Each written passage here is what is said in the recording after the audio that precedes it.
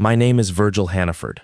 I am 71 years old, and 3 weeks ago my son-in-law stood up in a hangar full of operators and called me a janitor with a visitor badge.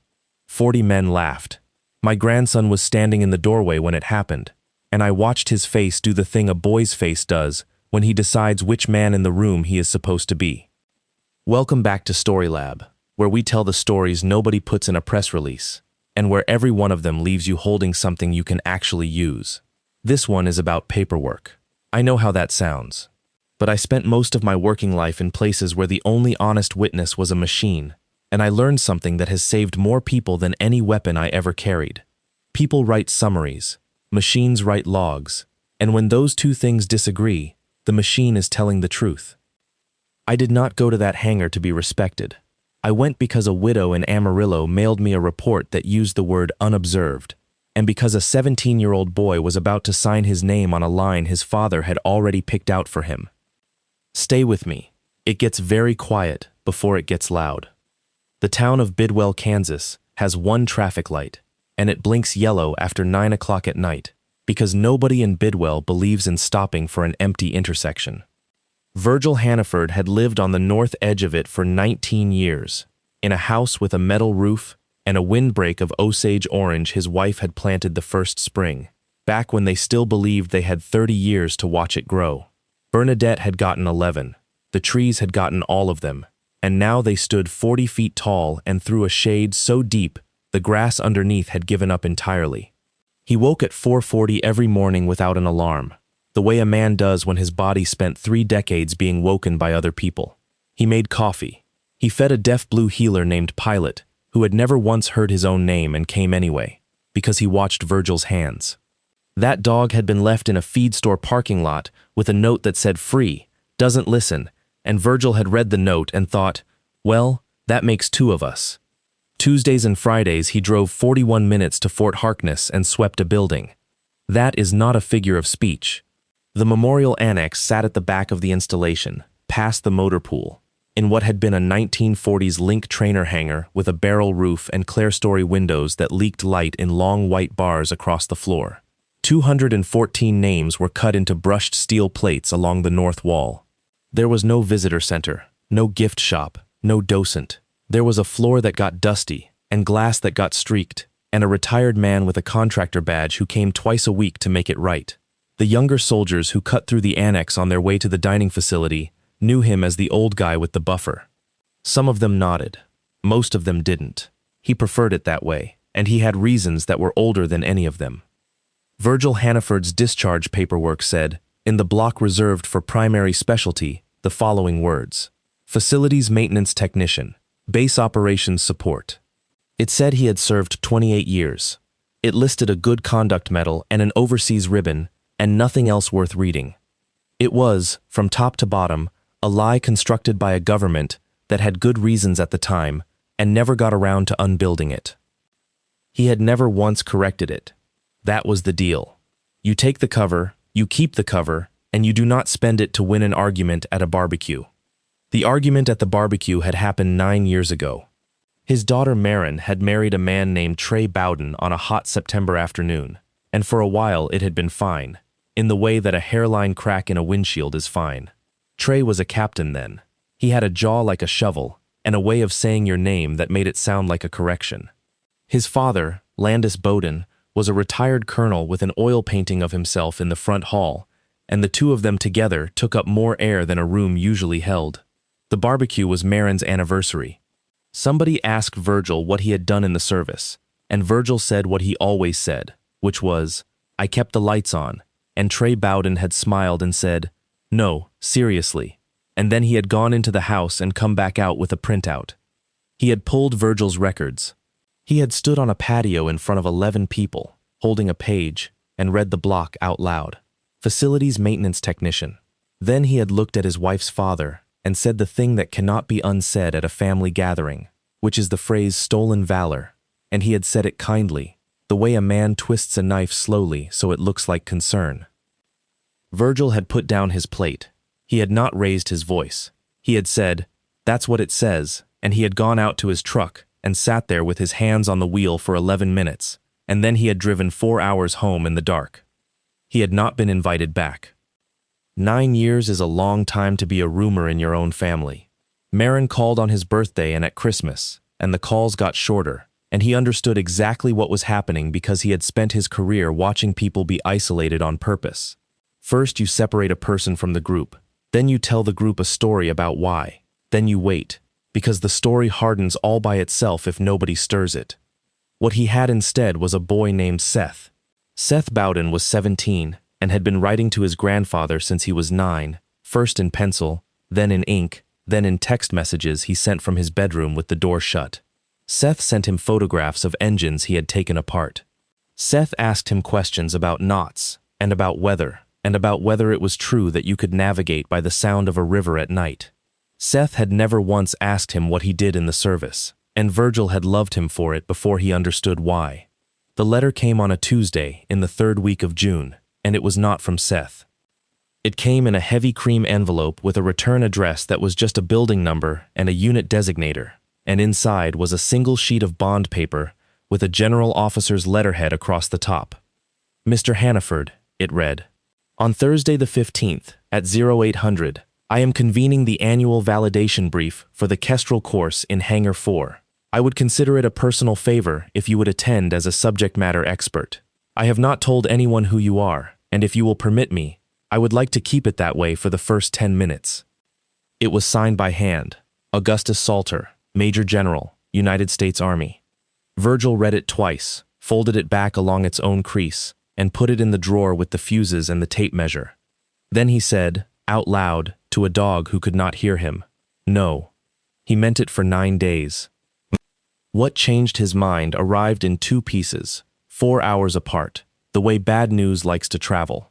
The first piece was a phone call at 6:20 in the evening, while he was standing at the sink with his hands in dishwater.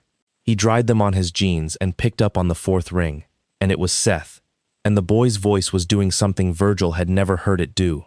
It was flat. 17-year-old boys are not flat. They are up, or they are down, or they are asleep. I'm signing Friday, Seth said. Virgil looked out the window at the Osage orange throwing their long evening shadow across the drive. That's a big thing, he said. You want it? There was a pause that went on about 2 seconds too long. Dad set it up, Seth said. It's a sponsored track. Contract company runs the pipeline, and then you get slotted. He says it's the smart way in. He says only idiots go in the front door anymore. What do you say? I say I want to jump out of airplanes, Seth said. And then, quieter, and he laughed at me, Grandpa. Not mean, worse than mean. He laughed like I'd said something about being a fireman when I was 4. Virgil let the silence sit. He had learned a long time ago that most people will hand you the real thing if you simply refuse to fill the gap. There's a guy, Seth said finally. From the company, Mr. Thornberry. He's been at the house twice. He shook my hand and told me I had a great last name, and then he said something to Dad about the recompete, and they went in the office and shut the door. Grandpa, I looked up the paperwork he left on the counter. It's a training contract. $41 million. And my name's in it. Not in the money part. In a slide. There's a slide with my name on it, about legacy pipelines. Virgil felt something cold and familiar move through his chest. The specific cold of recognizing a shape you have seen before in a very different country. Seth, he said, do me a favor. Don't sign anything Friday. Tell them your grandfather's coming to town and you want him there. Make it about me. Let them roll their eyes at me. That's free. He'll be mad. Let him be mad at me, Virgil said. I've got the room for it. The second piece was in the mailbox at the end of the drive, and he did not find it until after dark because he had forgotten to check. It was a padded envelope from Amarillo, Texas, addressed in careful block letters, and the return name was Esparza. Virgil sat down at the kitchen table and turned on the light over it, and Pilot put his chin on Virgil's boot the way he did when he could feel that something in the house had changed temperature. 14 months earlier, a staff sergeant named Joaquin Esparza had died on the Kestrel course during a water obstacle event. Virgil knew the name because Virgil polished the names. Esparza's plate was the 4th from the end on the north wall, 2nd row, and every month for a year, Virgil had taken a photograph of it with his flip phone and mailed the print to the widow, because that was a thing he had started doing 11 years ago for a mother in Ohio and had never found a good reason to stop. Maricela Esparza had finally written back. "Mr. Hannaford," she wrote, "thank you for the pictures. You never signed them, but the postmark is Bidwell, and there is only one Hannaford in Bidwell. I am not writing to thank you. I am writing because I don't understand this, and I think you might. They gave me a report. It took 11 months. I have read it maybe 200 times. It says my husband went into the water at 14:22, and that his absence was noted at 14:31. It says the event was unobserved." Virgil stopped there and read that last sentence again. Unobserved. He turned the page. She had highlighted things in yellow, a widow's forensics, careful and furious. She had written in the margin, in pen, next to a paragraph about safety coverage, "Joaquin was a strong swimmer. He swam in the Canadian River since he was 6. He told me on the phone the night before that the water at that place was colder than it had any right to be in April and that the boat was broken." Virgil sat in his kitchen with his hand flat on the table for a long time. He had spent 28 years in a job where the word unobserved was not a description. It was a decision. Somebody chooses to have no observer, or somebody chooses to write that there was none. A man does not simply become unobserved in a controlled training event on a federal installation with a range control tower, a safety officer, a medic, and a boat. Unless the boat was broken. Unless there was no medic. Unless the man who signed the risk assessment had signed it in his truck in the parking lot at 7 that morning.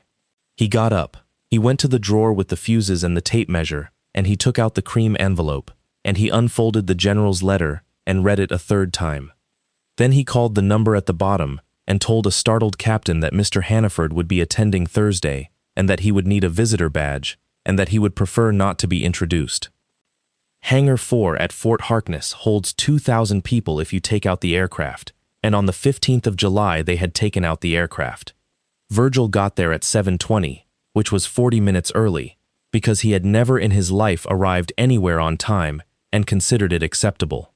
The gate guard ran his license and printed a badge that said Visitor V217, Escort Required, and a young specialist walked him across 400 yards of concrete apron with the sun already hot on the back of his neck and the smell of jet fuel lying over everything like a held breath.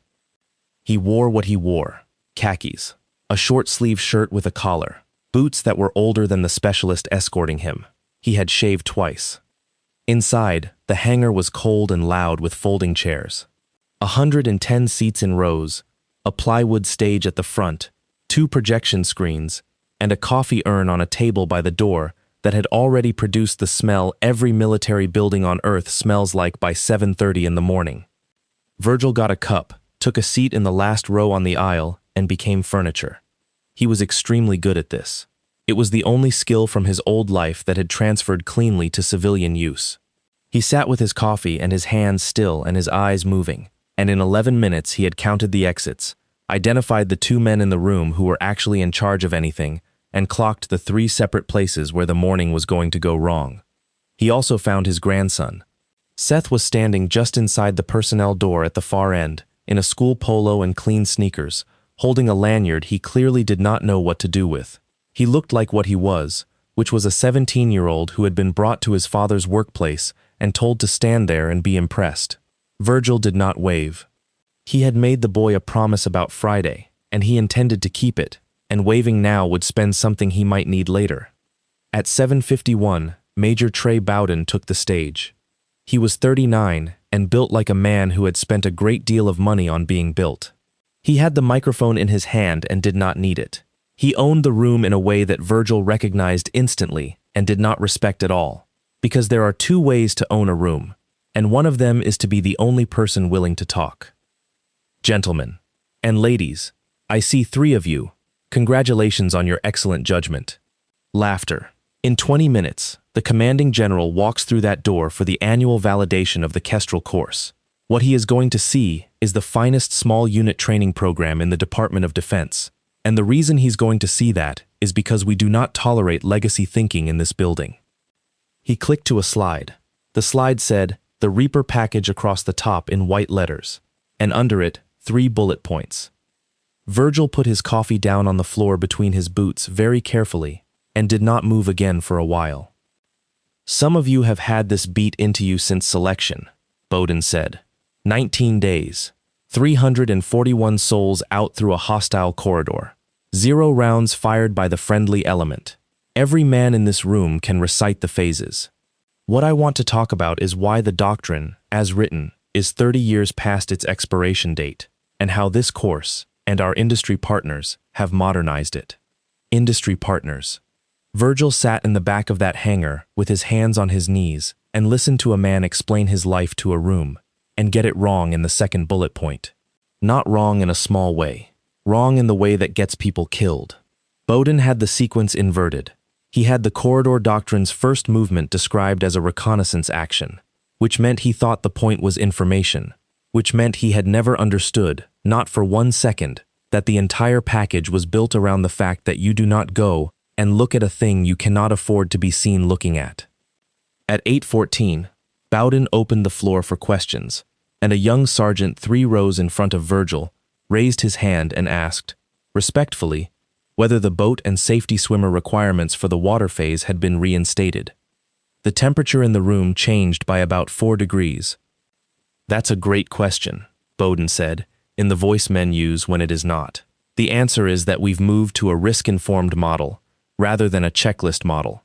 Checklists are how you build a generation that can't think. Next question." Virgil turned his head half an inch and looked at the sergeant, and the sergeant was looking at his own boots, and Virgil thought, there it is, that's the one who knows. And then, because the morning had been quiet for 11 whole minutes, Trey Bowden's eyes swept the back row and found an old man in khakis. He stopped. He smiled. He put the microphone up. "Sir," he called out, across 110 heads, and every one of them turned. "Sir, I think you want the retiree services building." "Wrong building, Grandpa." Somewhere in the middle rows, somebody snorted. Bowden was enjoying it now. He had the room's attention, and he did the thing that men like him always do, which is push 1 inch further than the joke could hold. "This briefing's for operators," he said, "not janitors with a visitor badge." 40 men laughed. Not all of them. Virgil counted. It was somewhere between 35 and 45, and the rest of the room got very interested in their notebooks, which told him more about the unit than the entire brief had. He did not stand up. He did not answer. He reached into his shirt pocket, took out a folded paper napkin from the coffee table and a pen, and he wrote 3 lines on it, and folded it again, and put it back in his pocket. Down at the far end, in the doorway, his grandson had gone the color of paper. At 8:19, the side door of Hangar 4 opened. Room, attention. 110 chairs scraped. Command Sergeant Major Lyman Prue came through first, 62 years old and built like a fence post, and behind him came Major General Augustus Salter, 2 stars, walking with the slight hitch in his left hip that he had walked with since he was 24 years old. Trey Bowden straightened his shoulders and stepped forward with his hand already coming up. "Sir, good morning. We're ready to 1. Salter did not stop. He did not slow down. He walked past his own major as though the man were a coat rack, up the center aisle, all the way to the back of the hangar, and he stopped in front of an old man in khakis who was still sitting down. The general looked at him for 3 full seconds. Then he said it, and he said it loud enough for the microphone at the front to pick it up off the hangar's steel skin and hand it to every man in the room. Reaper actual. The hangar went dead. Not quiet, dead. 110 men who had recited that call sign in a classroom, who had written it on examination papers, who had argued about it in bars, sat in a cold building and listened to their commanding general say it out loud to a janitor with a visitor badge. Virgil Hannaford put his hands on his knees and stood up, slowly, the way 71-year-old knees require. Major General Salter took 1 step back and came to attention, and the hitch in his hip made it imperfect, and he did not care. "Sir," he said, "the brief is yours. Tell them what you did." Virgil walked up the center aisle of Hangar 4, and it took him 11 seconds, and nobody in that building breathed properly for any of them. He climbed the 2 steps to the plywood stage. He did not take the microphone that Trey Bowden was holding out with a face like a man handing over his own wallet. He walked to the laptop instead, and he found the key that blanks the projector, and he pressed it, and both screens went to black. Then he turned around and looked at 110 people. "My name is Virgil Hannaford," he said, in a voice that did not need amplification because it had been trained in places where amplification would get you killed. "I retired as a warrant officer. My discharge says I was a custodian, and it says that because I asked it to. For 19 years I ran a program that does not have a name I'm allowed to say in this building, and for 4 of those years my call sign was Reaper Actual." He let that sit. "You've got a slide about me," he said. "It's wrong. I'd like to fix it, and then I'd like to talk about the water." He walked to the front edge of the stage. 19 days, he said. 341 people. That number is right. It's the only number on your slide that is. 208 of them were children. The oldest person we moved was 84, and her name was Ilona, and she walked out on her own feet because she refused the litter. We fired 0 rounds. That part's right too, and it is the part every one of you has memorized, and not one of you understands, because your slide says Phase 1 is a reconnaissance action. He looked at Bowden, without heat, the way a man looks at a bad weld. Phase 1 is not reconnaissance. Phase 1 is the decision not to look. Somebody in the third row said, audibly, "What?" "You heard me." Virgil put his hands behind his back. There was a bridge. It was the only bridge. Everything in me wanted to go put eyes on that bridge, and every officer above me wanted a photograph of it, and I refused for 6 days, and I want you to understand what that cost, because 2 of my men died during those 6 days of things that had nothing to do with the enemy. Cyprian Meeks lost his hearing in his left ear permanently in those 6 days, and I still would not go look at the bridge. He stepped down off the stage, onto the concrete, into the aisle, so that the men in the front rows had to turn to follow him. It put him at their level. It was deliberate. Everything he did was deliberate. Because the man on that bridge was bored, Virgil said. He'd been bored for 11 months. And a bored man doesn't see what's there. A bored man sees what changes. If I put one set of eyes on that bridge, he wouldn't have seen a soldier. He would have seen a difference. And a difference is the only thing a bored sentry is still capable of noticing. He walked 3 steps. The package isn't a movement technique. The package is a theory about attention. Every hard thing my team ever did, we did by understanding that a human being guarding something will absolutely fail to see a threat, and absolutely will not fail to see a change. So we didn't hide. Hiding is a change. We made ourselves the most boring thing in that corridor for 19 days, and then 341 people walked through the middle of a war and out the other side, and the man on that bridge went home at the end of his shift and had his dinner and never knew. He stopped in the middle of the aisle. Your doctrine calls that Phase 1. My men called it the long dull. Nobody writes a slide about the long dull because it does not photograph well. He turned and looked back up at the stage. Now, ask me why I'm telling you this, instead of talking about the corridor. Nobody spoke. Then, 3 rows from the front, the young sergeant who had asked about the boat raised his hand about 6 inches, which is what courage looks like in a room like that. "Sergeant, because you think we've got a bored man on a bridge, sir." Virgil looked at him for a moment. "What's your name?" "Sergeant First Class Quillen, sir. Arden Quillen. Course Operations." "Sergeant Quillen," Virgil said. "That's exactly right, and I want you to notice that not one officer in this building said it first." He reached into his shirt pocket and took out the folded paper napkin. "When your major told me I was in the wrong building," he said, "I had been sitting in that chair for 11 minutes. In those 11 minutes, I wrote down 3 things I believed would kill somebody on this course this year. I wrote them on a napkin because I did not intend to say any of it out loud. I intended to drink my coffee and go home.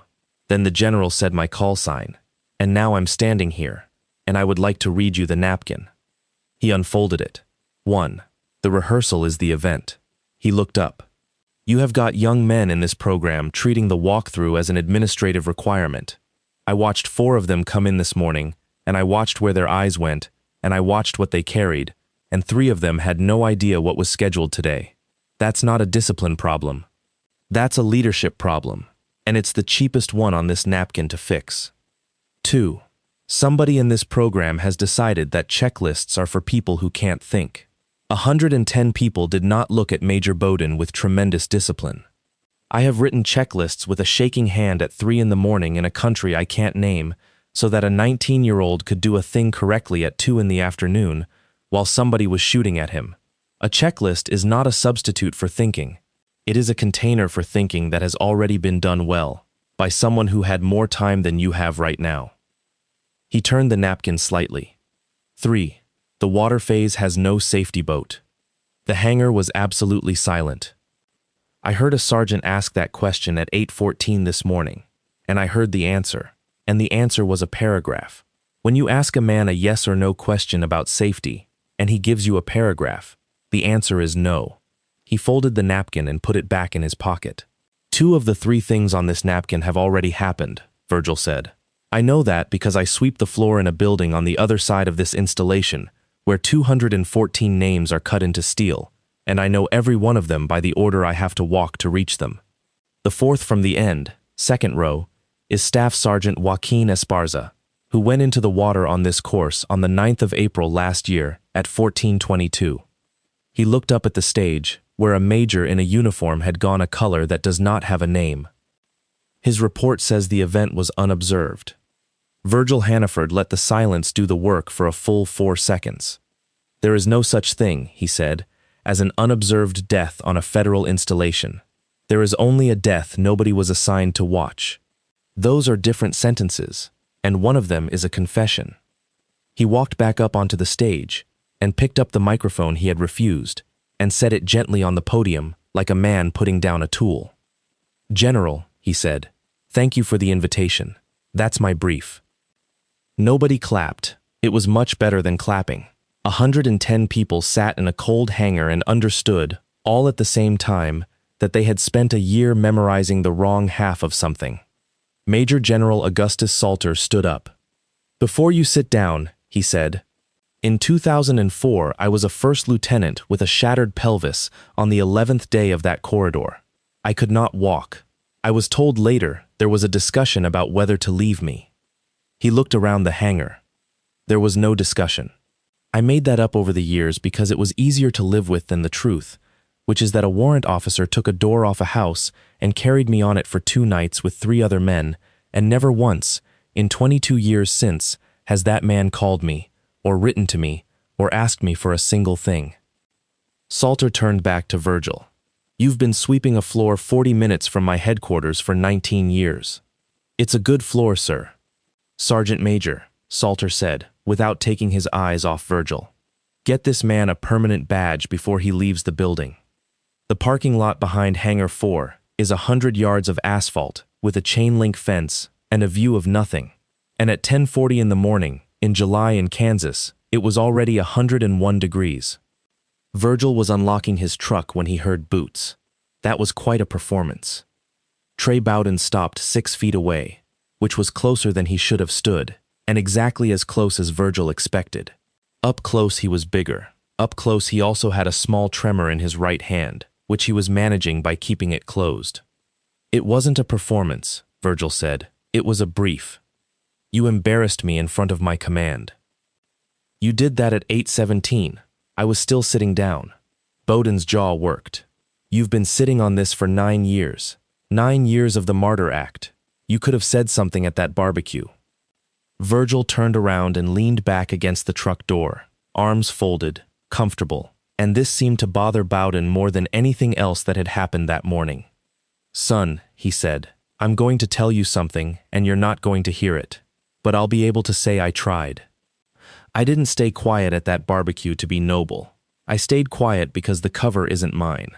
19 people are alive today because a piece of paper says I mopped floors, and some of them are in countries where that piece of paper is still the only thing between them and a very bad afternoon. You held that paper up and used it to make 11 people at a cookout think less of me, and I let you, because the alternative was worse. That's not martyrdom. That's arithmetic. Cute. It isn't. Bowden stepped in, and his voice dropped into the register men use when they are about to say the true thing. Here's how this goes, he said. You had your morning. You go back to Bidwell. Marin doesn't know you were here, and she's not going to. Seth signs Friday, and you get one visit a year, at Christmas, and I decide which day. And if you make one phone call to my wife about any of this, you get 0. You understand me? I control the calendar, old man. 2 stars can't do a thing about the calendar. Virgil looked at him for a long moment, and what was on his face was not anger. It was something much worse for Trey Bowden, which was recognition. You know what you just did? Virgil said, you told me what you're protecting. He got in his truck.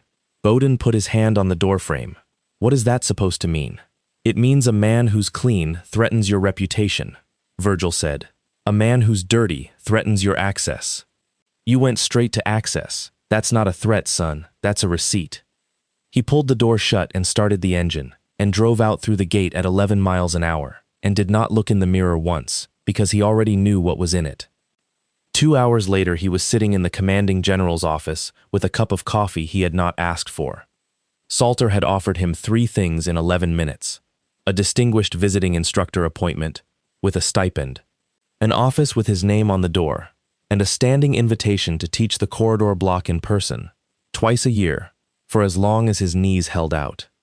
Virgil turned down all 3. Then what do you want? Salter said.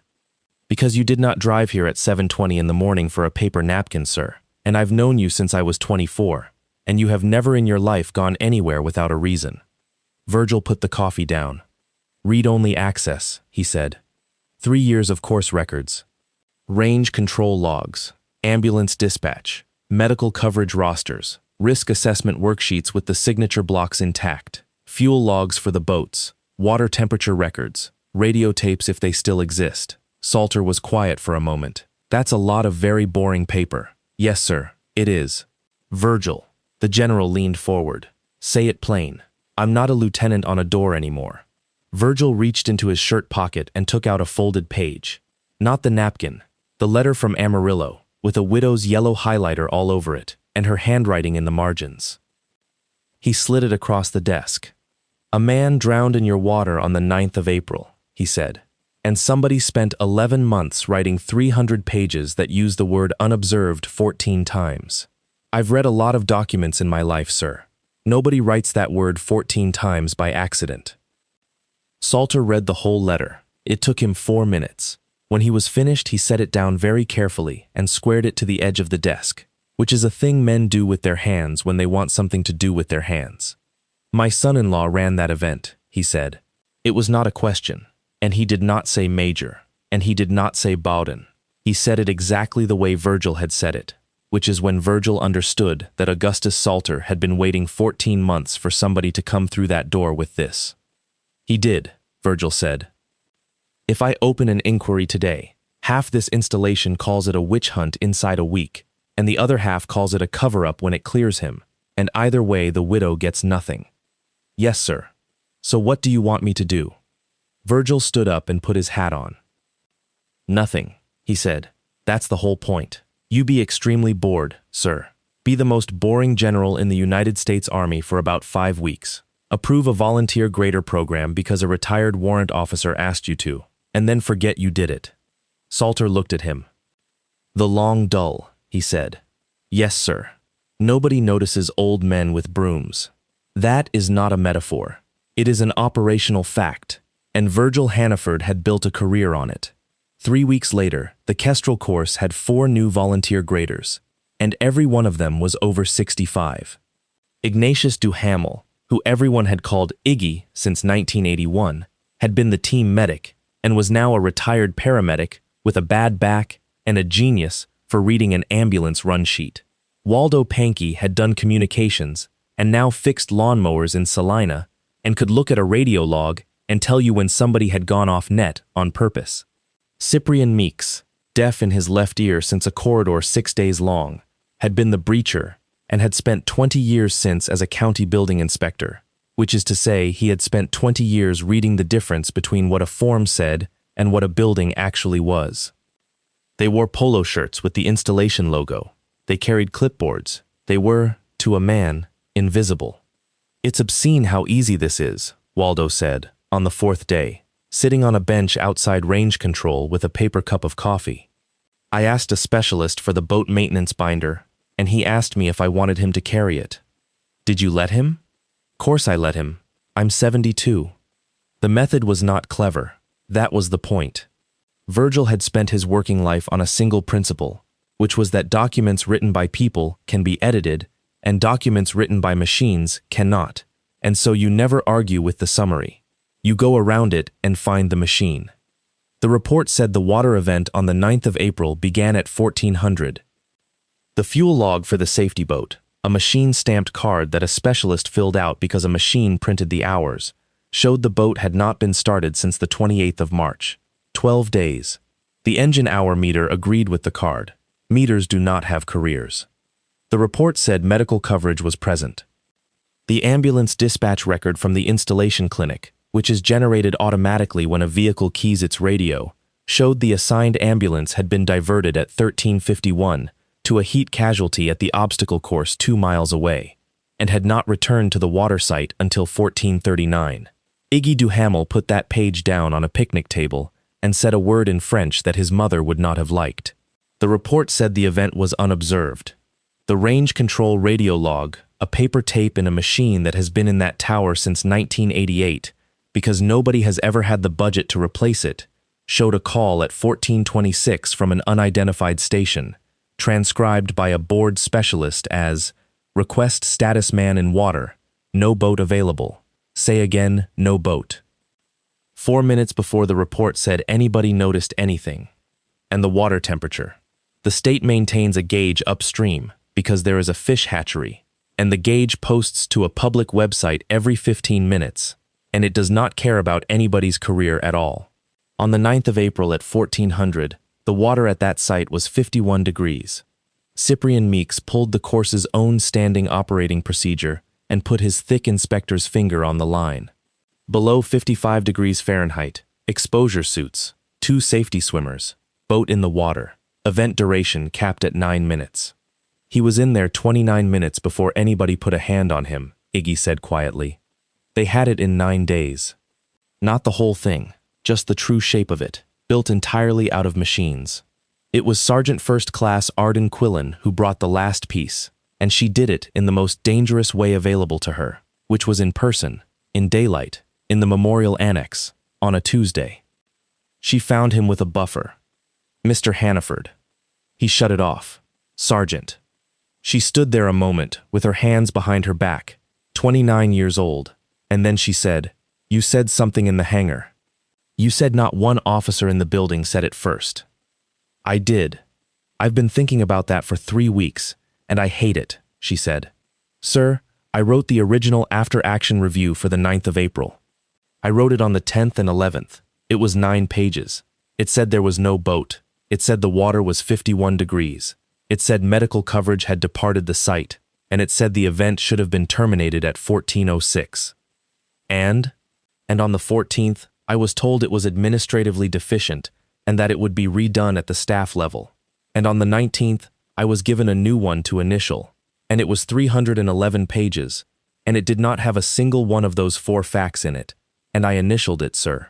Her voice did not shake, which cost her something. "I initialed it because I was 28, and he was a major, and my evaluation was due in 5 weeks. Virgil leaned the buffer handle against the wall. "Do you still have the 9 pages?" "I never printed the 9 pages, Arden Quillen said. "I emailed them to myself at my personal account on the 11th of April at 22:17 from a government machine on a government network with the header intact, and I have never opened that email since. And I have wanted to die every single day for 14 months.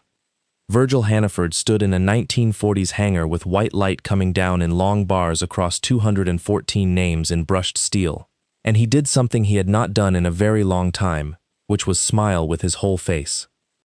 "Sergeant," he said, "you didn't fail. You did the only thing a person in your position could do that would still be true 14 months later. You sent it somewhere that timestamps it and won't let you edit it. I was a coward. You were a witness," Virgil said. "There's a difference, and the difference is what you did at 22:17 on the 11th of April. He picked up the buffer.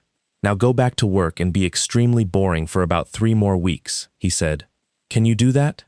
Arden Quillen wiped her face with the heel of her hand, once, hard.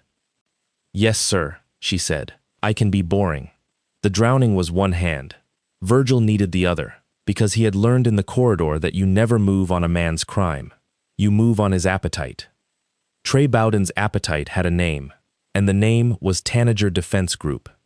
It took Waldo Pankey 4 days on a public website to lay it out, and he laid it out on Virgil's kitchen table with a felt pen and the back of a feed store calendar, because Waldo did not believe in computers past the point where you could print a thing. Tanager Defense Group of Reston, Virginia, was competing for a $41 million contract to run advanced small unit training for 3 installations, Fort Harkness included.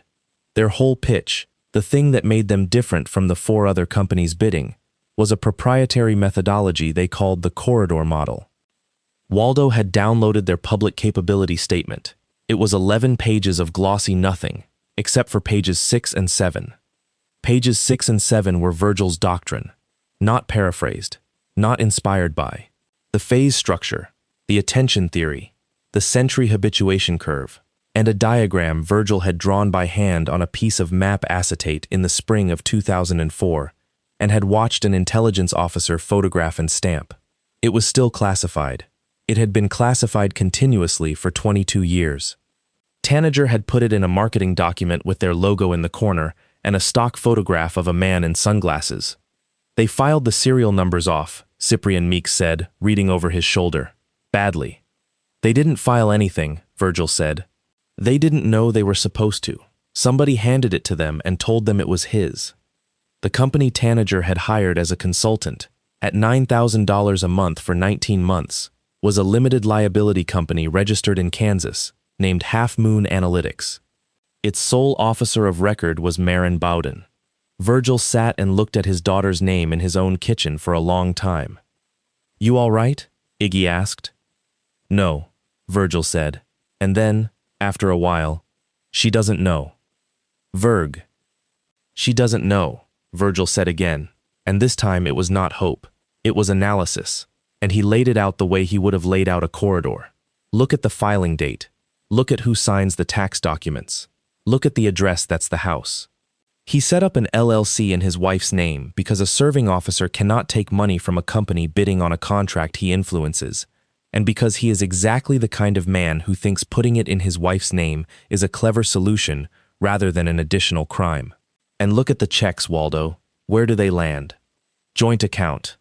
So she sees $9,000 a month arrive with a memo line that says consulting, from a man who has been telling her for 9 years what is true and what isn't. Virgil put his hand flat on the calendar. She's not a conspirator. She's the mailbox. You're her father, Cyprian said carefully. You want that to be true. I do, Virgil agreed. That's why I'm not going to be the one who tells her. He was, in the end, right about that, and it was the hardest correct decision he made in the whole business. Because if Virgil Hannaford drove 4 hours and knocked on his daughter's door and told her that her husband was a thief, Marin would hear 9 years of her husband's voice explaining what her father was. He knew it. He had built operations around exactly this fact about human beings, that the messenger is 90% of the message, and the one time it mattered most in his life, he refused to pretend otherwise. So on the second Sunday in August, Major General Augustus Salter drove 4 hours in a civilian car, in a golf shirt, alone, and knocked on the door of a house in Wichita. He sat at the kitchen table with Marin Bowden, and he did not say one word about Half Moon Analytics, or the water, or the contract. He told her about a door. He told her that in 2004 he was 24 years old, and his pelvis was in 11 pieces, and he had lain in a ditch outside a village he could not pronounce for 4 hours, convinced he was going to die of thirst before anything else got him. He told her about a warrant officer taking the front door off a bombed house with a pry bar and 3 men, and about being carried on it for 2 nights, and about the specific sound of 4 men breathing under the weight of you. He told her that on the second night the man at the front left corner had said, in a completely normal conversational voice, "Lieutenant, if you throw up on me again, I'm going to leave you for the dogs," and that it was the only joke anybody made in 19 days, and that he had thought about it roughly once a week for 22 years. Then he took out a photograph. It was a bad photograph, printed on cheap paper, of a man in a filthy shirt with a small child asleep across his shoulders, and a line of people behind him, going back into the dark. "Your son has a copy of this," Salter said. "He's had it for 2 years. He was told it was fake." Maren Bowden looked at that photograph for a very long time. "He said it was a video game screenshot," she said. Her voice had gone strange and thin. "He said the shadows were wrong." "The shadows are wrong," Salter said. "It was printed off a night vision still by a chaplain with a broken printer in Ramstein. Ma'am, I've been carrying that thing in a folder for 2 decades. I never sent it to him because I thought he wouldn't want it. That's my failure and I'll own it. But your father is not what you've been told he is, and I did not drive 4 hours to be believed. I drove 4 hours because there are some things you should hear from the man who was on the door." She did not cry. She asked, instead, a question that told Salter everything about whose daughter she was. "What do you need?" "Nothing," he said. "I'm not allowed to ask you for anything, and I won't." "General." Maren Bowden put both hands flat on her own kitchen table. "I have a business I have never conducted 1 hour of business for. I have signed 4 tax returns for it. I am about to become extremely interested in my own paperwork, and I would like you to leave now, so that when somebody asks, you can say you never suggested it." Augustus Salter, who had 2 stars and had been shot at on 4 continents, said later that this was the single most frightening moment of his life. The Tanager capability demonstration was scheduled for the 11th of September in Hangar 4 at 1000 hours. It was a big deal. The contracting officer flew out from Virginia, a woman named Paulette Strobel who had approved $19 million of Tanager sole source work over 6 years and had a lake house that a person could look up. Tanager's president, Bryce Thornberry, came in the night before and took a suite at the only decent hotel in 3 counties. Colonel Landis Bowden, retired, came in his blazer with the regimental crest on the pocket, because Tanager had put him on the advisory board at $40,000 a year, which is what that blazer had actually been for since 2019. The demonstration had a run of show. Virgil got a copy of it 4 days early from a specialist who had been told to print 11 of them and had printed 12.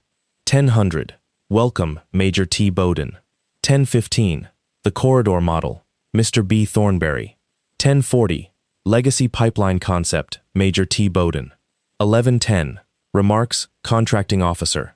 1120, custodial and facilities transition briefing, Mr. V. Hannaford. Virgil read that last line 4 times and started laughing, which startled Pilot enough that the dog got up and left the room. Somebody in the general's office had a sense of humor so dry it qualified as a weapon. At 9:50 on the 11th of September, Hangar 4 filled up again. Special Agent Thea Brannick of Army Criminal Investigations sat in the 4th row in a blazer, next to 2 people from the Defense Criminal Investigative Service who were dressed like they sold agricultural insurance. Assistant United States Attorney Wynne Taliaferro sat in the back with a legal pad and did not write anything on it for 80 minutes, which is a form of professional discipline most people cannot imagine. Maricela Esparza had flown up from Amarillo and sat in the 2nd row in a blue dress with her sister. Sergeant First Class Arden Quillen sat at the end of row 6 with a folder in her lap. And Seth Bowden, 17, who had not signed anything on any Friday, sat in the 3rd row next to his mother, who had arrived that morning in a rental car with a banker's box on the passenger seat. Trey Bowden opened at 1000 exactly and was, Virgil admitted privately, very good. He was funny. He was warm. He had the room in 90 seconds, which is a genuine skill, and he used it to introduce Bryce Thornberry, who came up in a beautiful suit and put a slide on the screen that said, "The Corridor Model," and started to explain a proprietary methodology developed over 18 months by Tanager's team of subject matter experts. He got 11 minutes in before he mentioned the Sentry habituation curve. Virgil had asked for exactly one thing from the general, and it was not arrests, and it was not agents at the doors. It was a question card. At every one of these demonstrations there is a card, and someone from the installation is allowed to ask a question, and Virgil had asked to be the card. Salter had said, "That's it? A question?" And Virgil had said, "Sir, In 19 days in that corridor, I never once fired a weapon. Do not make me start now. At 10:38, Command Sergeant Major Prue walked a microphone down the aisle and handed it to an old man in khakis in the back row. Question from the installation, Prue said. Thornberry smiled at the back of the room, and it was the smile of a man who has been told the local color will ask about parking. Yes, sir, go ahead. Virgil stood up. Mr. Thornberry, he said, on page 7 of your capability statement, in the third paragraph, there's a sentence that reads, the curve flattens between day 11 and day 14, at which point the sentry's baseline has absorbed the intrusion. He paused. Where did you get that sentence? Thornberry's smile did not move, but something behind it did. That's derived from our team's operational experience across. It's not derived, Virgil said. It's transcribed. Comma for comma. I know that because I wrote it in longhand on the 22nd of March 2004, on the back of a ration carton, and it has been classified continuously since the 4th of June that year, and I am one of 6 living people cleared to read it. The hangar did the thing it had done in July. It went dead. Now, Mr. Thornberry, I want to be fair to you, because I don't think you're the thief. I think you bought it. So here is my actual question. Virgil let the silence stretch about 2 seconds longer than was comfortable. Who gave it to you? Nobody moved. And Brees Thornberry, 44 years old, president of a company with 300 employees and a general counsel he should have listened to, did the single most human thing available to him under stress. He looked at Trey Bowden. Everybody in Hangar 4 watched him do it. What happened after that took 9 months and was, by design, extraordinarily boring. There were no handcuffs in the hangar. Virgil had been specific about that too. He had told Agent Brannock, in a windowless room 3 weeks earlier, that arresting a man in front of his son was a thing you could not take back, and that the government would get everything it wanted on a Tuesday morning in an office with a lawyer present, and that the only person served by the theatrical version was the person who got to watch it. Brannock had looked at him for a while and then said, "You know he'd have done it to you." "That's how I know it works," Virgil said, "and it's why I'm not going to." The paper did the rest. Half Moon Analytics had received $171,000 from Tanager Defense Group over 19 months. Maren Bowden's own submission, made through her own attorney before any subpoena was issued, included every bank statement, every tax return, and a sworn affidavit stating that she had performed no work of any kind and had been told by her husband that the money was a signing bonus structured for tax purposes. Her cooperation was described in the eventual filings as immediate, complete, and unprompted. She was never charged. Trey Bowden was charged with conspiracy to defraud the United States, bribery of a public official, unauthorized disclosure of classified national defense information, and false official statements. The classified count did most of the work. It always does. The Esparza counts came separately, and they came harder, because they were not about money. Arden Quillen's 9-page after-action review, time-stamped on a government server on the 11th of April at 22:17, exactly as she had said, went into the record alongside a boat fuel log, an ambulance dispatch record, a paper radio tape, and a fish hatchery's water temperature gauge, and none of those 5 things could be cross-examined, because none of them had a career to protect. Involuntary manslaughter, dereliction of duty resulting in death, obstruction, for the 311-page report. He took 11 years. Bryce Thornberry cooperated within 6 days and took 31 months and a debarment that ended Tanager Defense Group as a going concern. The $41 million solicitation was canceled outright and recompeted with an in-house alternative. Paulette Strobel, the contracting officer, resigned during her second interview and was later sentenced to 26 months for the lake house. Colonel Landis Bowden, retired, was never charged with anything, which happens, and which Virgil had predicted, and about which he said only, "The Blazers the sentence." He has to keep wearing it in that town. And Maricela Esparza, in the spring, sat in a hangar and watched a 2-star general read a corrected finding into the record. Manner of death, preventable. Contributing factors, absence of safety craft, absence of medical coverage, water temperature below the mandatory threshold, and the failure of a commissioned officer to terminate the event. The word unobserved appeared 0 times. The Kestrel course water phase is now governed by a 2-page annex that everybody at Fort Harkness calls the Esparza Rule, and the first line of it is a sentence Virgil Hannaford wrote and then argued about for 4 hours with 3 lawyers until they let him keep it exactly as written.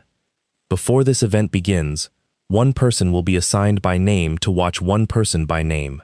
If that assignment cannot be made, the event does not occur. There is no paragraph. It is a yes or no question with a yes or no answer.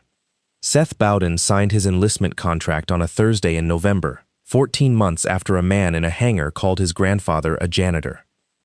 He signed it through the front door, the ordinary way, with an ordinary recruiter in a strip mall office next to a nail salon. No sponsored track, no pipeline, no slide. His mother was there. His grandfather was there, in the same khakis, because he had exactly one pair of pants he considered appropriate for important occasions, and saw no reason to acquire a second at 72. Afterward, in the parking lot, Seth said the thing he had been carrying around for a year. "I didn't defend you," he said. "In the hangar, everybody laughed, and I just stood in the door." Virgil leaned against the truck. "You were 17, and it was your father," he said. "There is no version of that where you win." "That's not an answer." "No," Virgil agreed. "All right, here's the answer. I've watched a lot of men in a lot of rooms, and the ones who talk in the first 11 minutes have almost never done anything. You stood in that doorway, and you kept your mouth shut, and you watched, and then a year later, you asked me the hardest question anybody's asked me since your grandmother died." He looked at his grandson. "Son, that's not a failure of courage. That's the entire job." Seth wiped his face and pretended it was the wind, which in Kansas in November is a completely credible defense. "Grandpa, what do I do if somebody like him is my boss someday?" Virgil thought about it seriously, which the boy noticed, and which he would remember for the rest of his life. "Find the machine," Virgil said. "Every situation has a machine in it somewhere. A meter, a log, a timestamp, a gauge, a card somebody has to fill out because a needle moved. People will tell you a story, and the story will be very good, because people are good at stories. The machine can't tell a story. It can only tell you what happened. You go find the machine, and you write down what it says, and you put it somewhere with a date on it. And then, Virgil said, you be extremely boring for as long as it takes." He still sweeps the memorial annex on Tuesdays and Fridays.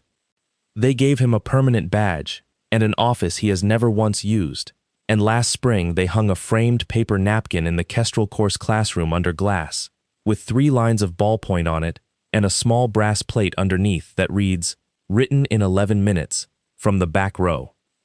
There are 215 names in brushed steel on the north wall now. And when Virgil Hannaford comes through the door on a Tuesday morning at 7 with a buffer and a deaf blue healer who is technically not authorized to be in the building, every man in that hangar stands up. He has asked them 4 separate times to stop. They will not stop. My name is Virgil Hannaford, and I want to leave you with the part that actually matters, because the part where a general says your call sign in a hangar makes a good story and helps nobody. Here it is. In 11 months, my son-in-law and a very expensive staff produced 311 pages about how a good man died, and every one of those pages was written by a human being with a career. It took 4 old men and a sergeant with a conscience 9 days to take it apart, and we did it with a boat fuel card, an ambulance radio, a paper tape in a tower from 1988, and a water gauge that belongs to a fish hatchery. None of those things knew who Joaquin Esparza was. That is exactly why they could be trusted. So here is what I want you to do. Tonight, if any of this ever touches your life, if somebody hands you a report about how your husband died, or how your mother fell, or how your kid got hurt at work, and it is long, and it is smooth, and it uses words like unobserved, or undetermined, or consistent with, do not argue with it. You will lose. It was written by people who are better at documents than you are. Instead, ask for the things underneath it. Dispatch logs, maintenance and fuel records, badge swipes, call detail, camera retention schedules, timestamps and meter readings. Ask in writing. Ask for the raw records and not the summary. And ask fast. because most of those systems overwrite themselves in 30 to 90 days. That deadline is the real enemy, not the liar. And one more, because it cost my family 9 years. If somebody ever accuses a person you love of lying about their service, you can request their official military personnel file yourself, for free, from the National Archives Bureau.